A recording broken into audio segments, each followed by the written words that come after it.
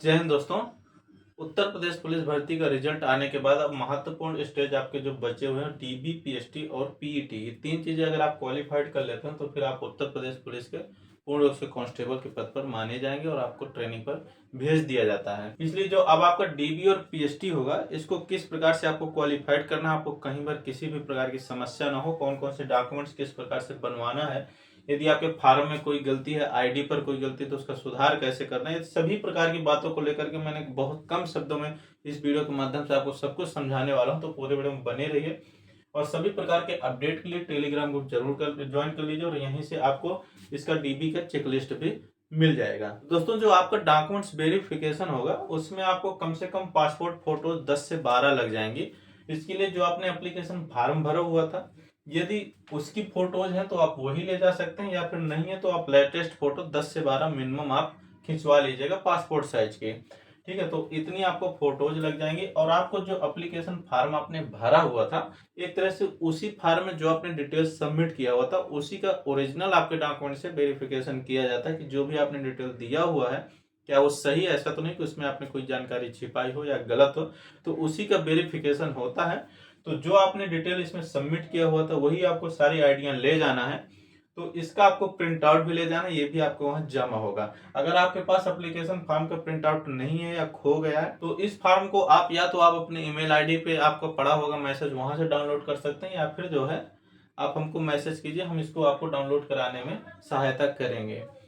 इसके बाद आपका एडमिट कार्ड, जो आपका डीबी का एडमिट कार्ड होगा डॉक्यूमेंट्स वेरिफिकेशन का, वो आपको एडमिट कार्ड ले जाना है। इसके अलावा आपको तीसरे नंबर पर कोई ना कोई एक आईडी ले जाना है, जो कि आधार कार्ड मैंडेटरी है, इसको आप जरूर ले जाइएगा, आधार कार्ड। बाकी अगर नहीं है तो आप कोई अन्य डॉक्यूमेंट जैसे पैन कार्ड, निर्वाचन कार्ड या फिर अन्य कोई भी जो फोटो एक तो कोई भी पहचान पत्र आपके पास हो तो आप उसको भी ले जा सकते हैं। स्टेट गवर्नमेंट का जारी किया हो या फिर केंद्र सरकार के द्वारा जारी कोई भी आप आईडी ले जा सकते हैं।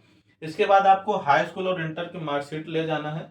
ये जो हाई स्कूल की मार्कशीट आपकी होती है ये बेस मार्कशीट मानी जाती है, इसी पर आपके सारे डॉक्यूमेंट्स वेरीफाइड किए जाएंगे। यानी जो भी इसमें आपका नाम, आपके पिताजी का नाम, आपका एड्रेस, जो भी चीजें, डेट, डीओबी वगैरह जो भी इसमें होगा इसी से मिलान किया जाएगा। तो अगर किसी डॉक्यूमेंट्स में आपके कोई ऐसा मिसमैच हो रहा है तो आप उसको जरूर सुधार करवा लीजिएगा। अगर नहीं सुधार हो रहा तो उसका भी मैं प्रोसेस आगे बताऊंगा कि क्या करना है।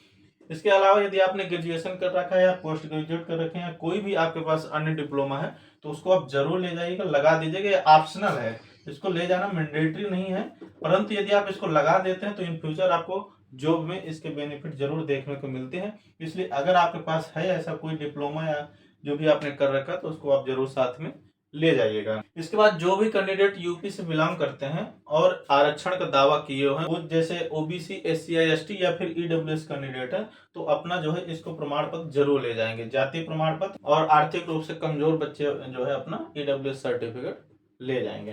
तो ये आपका प्रमाण पत्र जरूर ले जाना है रिजर्वेशन वालों के लिए। और इसके अलावा जो आपने निवास प्रमाण पत्र अपने एप्लीकेशन फॉर्म में लगाया हुआ था उसको भी आप जरूर ले जाइएगा। जो बच्चे अदर स्टेट से हैं उनके लिए मैंडेटरी नहीं है, जो यूपी से हैं अगर वो रिजर्वेशन नहीं ले रहे हैं तो उनके भी बहुत मैंडेटरी नहीं है, परंतु आप निवास प्रमाण पत्र जरूर साथ में ले जाइएगा। ये वही प्रमाण पत्र आपको लगेगा जो आपने एप्लीकेशन फॉर्म में लगाया हुआ था, तो इसलिए आप इसको ध्यान दीजिएगा। इसके बाद अगर कोई कैंडिडेट आपने एनसीसी कर रखा है या ओ लेवल कर रखा है तो आप वो जो है सर्टिफिकेट जरूर ले जाइए। अदर कोई सर्टिफिकेट तो आप साथ में ले जा सकते हैं, इसका भी आपको वेटेज भर्ती के दौरान मिलता है, इसलिए इसको आप जरूर लगा दीजिएगा अगर किसी कैंडिडेट के पास है। इसके अलावा जो ईएक्स सर्विस मैन है वो अपना एनओसी ले जाएंगे अपने विभाग का, और जो होम गार्ड वगैरह हैं तो अपने डिपार्टमेंट का जो प्रमाण पत्र जरूर ले जाएंगे। ये चीजें आपको जमा करना होगा। इसके बाद महत्वपूर्ण पॉइंट पर बात कर लेते हैं आपके एफिडेविट पर। तो एफिडेविट दोस्तों सभी को नहीं लगेगा। एफिडेविट यदि आपके एप्लीकेशन फॉर्म में कोई गलती हो गई है या फिर किसी डॉक्यूमेंट, जैसे मान लीजिए आपका हाई स्कूल का मार्कशीट है और इंटर का मार्कशीट है, इंटर की मार्कशीट में कोई चीज गलत है या फिर आपके किसी ऐसे डॉक्यूमेंट दूसरे में कोई गलती हो गई है, तो उसको आपको ओरिजिनल चीज मेंशन कराते हुए उसका एफिडेविट जरूर लगेगा। इसको आप अपने संबंधित या नजदीकी कचहरी से बनवा सकते हैं, किसी भी कचहरी से बनवा सकते हैं। ऐसा नहीं कि जो आपकी कचहरी लगती है वहीं से ये बनेगा, कहीं से भी आप बनवा सकते हैं, नोटरी वकील से एफिडेविट बनवा लीजिएगा। यदि आपके एप्लीकेशन फॉर्म में कोई गलती है तो उसको भी आप मेंशन कराते हैं कि एफिडेविट जरूर बनवा लीजिएगा। जो गलती है उसको आप मेंशन करवा दीजिएगा, प्लस सही वाली बात उसमें मेंशन कराते हुए एफिडेविट आपको ले जाना पड़ेगा।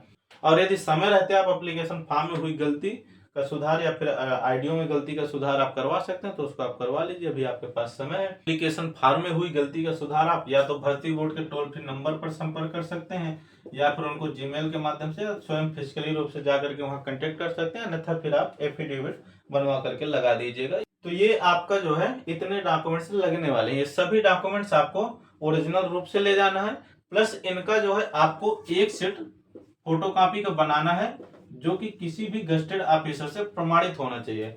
गजेटेड ऑफिसर में कौन आते हैं? जो राजपत्रित अधिकारी हैं आपके, यानी पीपीएस अधिकारी, आप उनसे या फिर किसी डॉक्टर साहब से या फिर जो है सीएमओ साहब से, जैसे एसडीएम साहब हो गए, तहसीलदार साहब हो गए, तो ऐसे किसी भी राजपत्रित अधिकारी से आप एक सेट प्रमाणित इनका डॉक्यूमेंट्स का, जैसे आईडी कार्ड हो गया, हाई स्कूल इंटर हो गया, ग्रेजुएशन, जो भी आप सर्टिफिकेट लगा रहे हैं उस सभी का फोटो सेट आप एक जरूर प्रमाणित करवा लीजिएगा किसी भी गजेटेड ऑफिसर से, और एक अदर सेट बना करके अलग से ले जाइएगा। कभी भी वहां जरूरत पड़ सकती है तो आप इसको जरूर लेते जाइए। यानी जो सभी आपको ओरिजिनल डॉक्यूमेंट्स है वो ओरिजिनल रूप से, और प्लस उनके आपको कम से कम 2 फोटो सेट आपको ले जाना, जिसमें से एक फोटो सेट आपका किसी भी गजेटेड ऑफिसर से प्रमाणित हो और दूसरा सेट आपका वैसे ही आपको बना करके ले जाना है। इंपॉर्टेंट जैसे कहीं जरूरत पड़ जाती है। एडमिट कार्ड के कम से कम 3 फोटो कॉपी जरूर ले जाइएगा। एप्लीकेशन फॉर्म को चाहे तो आप एक ही ले जाइएगा, कोई समस्या नहीं है, परंतु इसका आप कम से कम 3 फोटो कॉपी ले जाइएगा। 3 नहीं तो 2 तो आप रख ही लीजिएगा। इसके बाद डॉक्यूमेंट्स वेरिफिकेशन के साथ ही साथ आपका पीएसटी भी होगा। तो पीएसटी की भी कुछ बात कर लेते हैं, क्योंकि यह भी आपका एक इम्पोर्टेंट मेजरमेंट पॉइंट है। अगर इसमें भी आपकी कोई गलती है तो आप यहाँ से भी बाहर हो सकते हैं। तो इसमें दोस्तों जो आपका पीएसटी होता है, बॉयज का हाइट और चेस्ट का मेजरमेंट होता है, और गर्ल्स का हाइट और वेट का मेजरमेंट होता है। तो इसमें जो हाइट है आपकी एसटी कैटेगरी की 160 होना चाहिए, बाकी सभी कैटेगरी की 168 हाइट होना चाहिए। यानी 160 एसटी की और 168 बाकी अदर कैटेगरी की सभी की 168 होना चाहिए। इसी प्रकार चेस्ट आपके एसटी में 77 सेंटीमीटर, बाकी अदर सभी कैंडिडेट के 79 सेंटीमीटर मिनिमम चेस्ट होना चाहिए, और 5 सेंटीमीटर का मिनिमम खुला होना चाहिए। यहाँ से चेस्ट आपका सीना नापा जाता है, तो जैसे 79 आपका है तो नॉर्मल 79 होगा, और जब आप खुला के ऐसे चेस्ट के नपवाएंगे तो आपका जो है 84 मिनिमम होना चाहिए। इसके बाद जो फीमेल का हाइट का मेजरमेंट होता है वो एसटी कैटेगरी में 147 मिनिमम होना चाहिए, जबकि अदर बाकी सभी की कैटेगरी के लिए 152 सेंटीमीटर चेस्ट होना चाहिए। वेट आपका इसमें मैक्सिमम का कोई रिक्वायरमेंट नहीं, परंतु गर्ल्स का वेट न्यूनतम 40 केजी होना चाहिए। तो इस चीज का आप ध्यान रखिएगा। अगर किसी प्रकार का कोई इशू आ रहा है या कोई कंफ्यूजन है तो आप कमेंट सेक्शन में लिख सकते हैं। टेलीग्राम ग्रुप को ज्वाइन कर लीजिएगा, यहाँ से आपको चेकलिस्ट भी मिल जाएगी, और चैनल को सब्सक्राइब करना ना भूलें।